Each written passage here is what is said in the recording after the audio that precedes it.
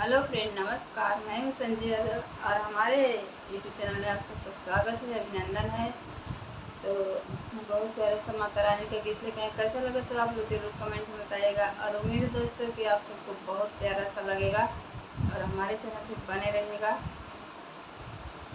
सोनवा का छात्र पिटायु हमारी जलनी, लागत मुरातिया में घाम हो माँ। सोनवा का छात्र पिटायु हमारी जलनी, लागत मुरातिया में घाम हो माँ।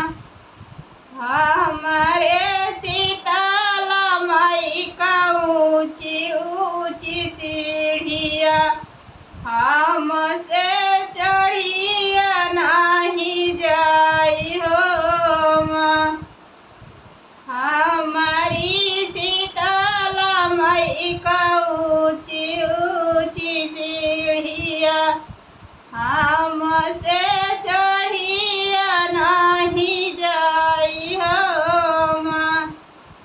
सोनवा का छात्र पिटायु हमारी जलनी, लागत मुरातिया में घाम हो माँ।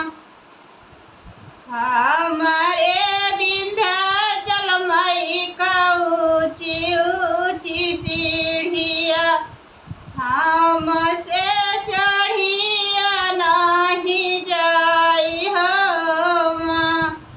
हमारे विंध्याचल माई का ऊंची ऊंची सीढ़िया, हमसे चढ़िया नहीं जाई हो माँ।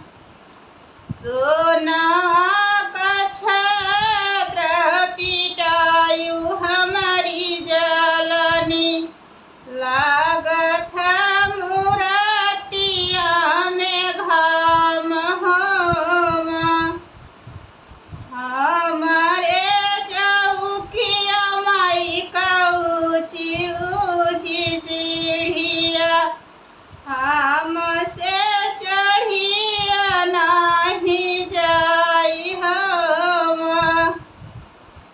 हमारे चौकिया मैया का ऊंची ऊंची सीढ़िया, हमसे चढ़िया नहीं जाई हो माँ। सोनवा का छात्र पिटायु हमारी जलनी,